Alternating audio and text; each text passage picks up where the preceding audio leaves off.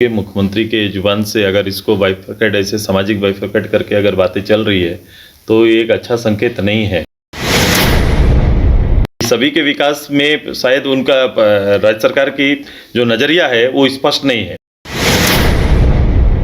मुख्यमंत्री को इन सब से बाहर निकल के इतना ही करना होगा कि 8 लाख मजदूर जो प्रदेश के बाहर काम कर रहे हैं वो वहां ना जाए और उनके लिए इस प्रदेश के अंदर रोजगार का सृजन हो।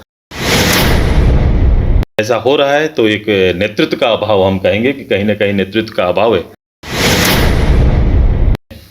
और राज्य के मुखिया अगर इस तरह की दलील और बयान दे रहे हैं तो मुझे लगता है कि वो एक गंभीर परिस्थिति राज्य के अंदर खड़ी होने वाली है। शोबाजी से आप मीडिया और अखबार के माध्यम से सुर्खियां बटोर सकते हैं। क्षेत्रीय पार्टी के तौर पर आजसू में जो गतिविधियां हैं वो लगातार बढ़ती हुई नजर आ रही हैं। एक के बाद एक जो दूसरे दलों से लोग हैं वो आजसू का दामन थाम रहे हैं। आजसू के सुप्रीमो सुदेश महतो कहते हैं कि आने वाले दिनों में ये प्रक्रिया और बढ़ेगी, यानी दूसरे के दलों के जो लोग हैं वो लगातार आजसू के संपर्क में हैं। इसका क्या अर्थ निकाला जाए राजनीतिक तौर पर, क्या ये माना जाए कि आजसू के प्रति चुनाव से पहले लोगों का आकर्षण बढ़ा है? आज भी बड़कागांव विधानसभा क्षेत्र से कई लोगों ने सुदेश महतो के नेतृत्व में काम करने का निर्णय लिया है। आप भी सुनिए सुदेश महतो इस पूरे मामले को लेकर के, यानी लगातार जो उनके पार्टी में लोग शामिल हो रहे हैं उस सिलसिले में क्या कहते हैं, मुख्यमंत्री के हाल के दिनों के बयानों को लेकर वो क्या कुछ कहते हैं। आप पूरे बात को खुद सुदेश महतो के मुख से सुनिए। लगातार आपके प्रति लोगों का जुड़ाव और झुकाव बढ़ता जा रहा है, अनुभव आपका बढ़ रहा है। हाँ, लोगों का मैंने जैसे अभी लगातार पार्टी के अंदर लोगों का समागम हो रहा है, लोग पार्टी से जुड़ रहे हैं, पार्टी के विचारों से जुड़ रहे हैं, कार्यक्रमों से जुड़ रहे हैं। आज उसी कड़ी में बड़कागांव विधानसभा का ये एक पदाधिकारियों का जो लंबे समय तक कांग्रेस के साथ काम किए, उनके प्रतिनिधि के रूप में काम किए, अलग पदों में काम करने वाले लोग अपने कांग्रेस से त्यागपत्र देकर इस हमारी पार्टी के मुहिम में, पार्टी के एजेंडे को स्वीकार करते हुए पार्टी में आज शामिल हो रहे हैं। मैं तहे दिल से सबसे पहले उन सभी पदाधिकारियों का मैं हार्दिक स्वागत करता हूं, अभिनंदन करता हूं। और ये सिलसिला अभी लगातार रहेगा। हर जिले में इस तरह की गतिविधि चल रही है और संगठन लगातार जो अभी 3 महीने के अंदर, महाधिवेशन के 3 महीने के अंदर जो हमारा टारगेट था, हम लोग उसको पूरा करने की तैयारी करेंगे। पार्टी का बहुत जल्द इसी पे दिन में पार्टी का विस्तार का भी घोषणा होना है, तो बहुत जल्द पार्टी का विस्तार भी हो जाएगा, तो फिर पार्टी के भावी कार्यक्रम भी सामने आएंगे। पार्टी आने वाले पार्लियामेंट, असेंबली दोनों में ख्याल रखते हुए पार्टी का जो विस्तार कार्यक्रम है, पार्टी का सरकार के खिलाफ की जो मुहिम है, जो पार्टी का भविष्य के लिए राज्य का एजेंडा है, इन सभी विषयों पर हम लोग अलग अलग प्लेटफॉर्म पर काम प्रारंभ करेंगे। ये बहुत संकट वाली बात होगी। मुख्यमंत्री के जुबान से अगर इसको बाइफरकेट ऐसे सामाजिक बाइफरकेट करके अगर बातें चल रही है तो ये एक अच्छा संकेत नहीं है। और राज्य के मुखिया अगर इस तरह की दलील और बयान दे रहे हैं तो मुझे लगता है कि वो एक गंभीर परिस्थिति राज्य के अंदर खड़ी होने वाली है।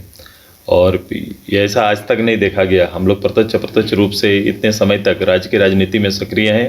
प्रशासनिक पदाधिकारी कोई दल, कोई विशेष आधारित होते नहीं है। उनकी एक जवाबदेही है राज्य के अंदर सरकार के और सरकार की योजनाओं को आम लोगों तक पहुंचाना, सरकार की नीतियों को आम लोगों तक पहुंचाना, ये काम होता है। लेकिन समन्वय बनाना लीडर का काम होता है। अगर ऐसा हो रहा है तो एक नेतृत्व का अभाव, हम कहेंगे कि कहीं ना कहीं नेतृत्व का अभाव है, जो सभी लोगों को समेटकर नहीं चल पा रहे हैं। ये बातें हम अभी तक आम लोगों के लिए कहते थे। मैं यहाँ के आम लोगों के लिए कहा जाता था कि सभी के विकास में शायद उनका राज्य सरकार की जो नज़रिया है वो स्पष्ट नहीं है। ये आम लोगों की सेवा या जो कार्यक्रम गवर्नमेंट का चल रहा है उसमें ये भाव देखा जाता था। लेकिन अगर सरकारी महकमे में भी इसी तरह का कोई वातावरण तैयार हो रहा है और मुख्यमंत्री खुद बयान दे रहे हैं तो एक बहुत ही बड़ी राज्य के अंदर एक संकट वाली बात होगी। दादा, एग्जिट पोल आपने देखा क्या? एग्जिट पोल की जो रुझान आए हैं उसे किस तरीके से? मैं रुझान पर तो मैं कभी विश्लेषण करता नहीं हूँ। आएंगे परिणाम, मैं 72 घंटा, जितना घंटा 48 घंटा का इंतजार ही कर लेंगे, परिणाम देखेंगे और फिर लोगों की मेहनत, वहाँ के लोगों का झुकाव सारा स्पष्ट हो जाएगा। आज मजदूर भी वापस आ रहे हैं जो फंसे भी उत्तराखंड। लोग, जिन लोगों ने भी 17 दिन मेहनत किया, 8 दिन, जितना दिन का रहा उनका, जो एक गंभीर परिस्थिति से वो बाहर निकले हैं, जहाँ पर परिवार या फिर वो खुद, उनके बयान को मैंने सुना, जिन्होंने अपना ये तोड़ दिया था कि शायद मैं बाहर निकल पाऊँगा, लेकिन जिन लोगों ने दिन रात मेहनत करके इनको बाहर निकाला, मैं उनके एक छोटा सा पत्थर हटाने वाले के प्रति भी आभार व्यक्त करता हूँ कि आज जो भी हैं ये सांस ले रहे हैं या फिर इस परिस्थिति से बाहर निकले, तो उन मेहनतकश लोग जिन्होंने इस अभियान को चलाया उनको बधाई देते हैं और उनके प्रति आभार व्यक्त करते हैं। चार्टर्ड प्लेन से मजदूरों को बुला रही है सरकार। बाद में कितनों फोटो खिंचा लीजिए, क्या फर्क पड़ता है। ये महकमा आपने भी देखा होगा, कोविड के समय भी इसी तरह से मजदूर को हमारे लेह लद्दाख में काम करने वाले मजदूर आए थे। आज उस मजदूर का एड्रेस मैं सरकार से पूछता हूँ, बता पाएंगे क्या आप? ये शो मैं हमेशा कर रहा हूँ, शोबाजी से आप मीडिया और अखबार के माध्यम से सुर्खियां बटोर सकते हैं और अपनी पीठ अपने थपथपा सकते हैं, बट रियलिटी में वो मजदूर वहां गए क्यों थे? क्या परिस्थिति ऐसी बनी कि वहां जाके काम करना पड़ा? वहां कोई टेक्निकल लोग बन के नहीं गए थे, बल्कि एक सादा सीधे मजदूर के रूप में गए थे, रोजी रोटी के लिए गए थे। मुख्यमंत्री को इन सब से बाहर निकल के इतना ही करना होगा कि 8 लाख मजदूर जो प्रदेश के बाहर काम कर रहे हैं वो वहां ना जाए और उनके लिए इस प्रदेश के अंदर रोजगार का सृजन हो, तब जाके कह पाएंगे कि उनके बारे सोचा जा रहा है। श्रम मंत्री तो कहते हैं शौक से कोई जाएगा तो हम कैसे रोक पाएंगे, हमारे पास काम। श्रम मंत्री इन विषयों पर कितना गंभीर है कि एक मंत्री को इस तरह से बयान देना उचित लगता है? ये अगर 8.5 लाख जो लोग बाहर हैं, जो सीधे सीधे मजदूरी के लिए गए हैं, जो मैं हमेशा कहता हूँ 1 लाख से ज्यादा लोग केवल दिल्ली में हैं, और वो दिल्ली में है जो केवल महिला कुक या दाई बनकर कहीं काम कर रही है, वो शौक से नहीं गई है।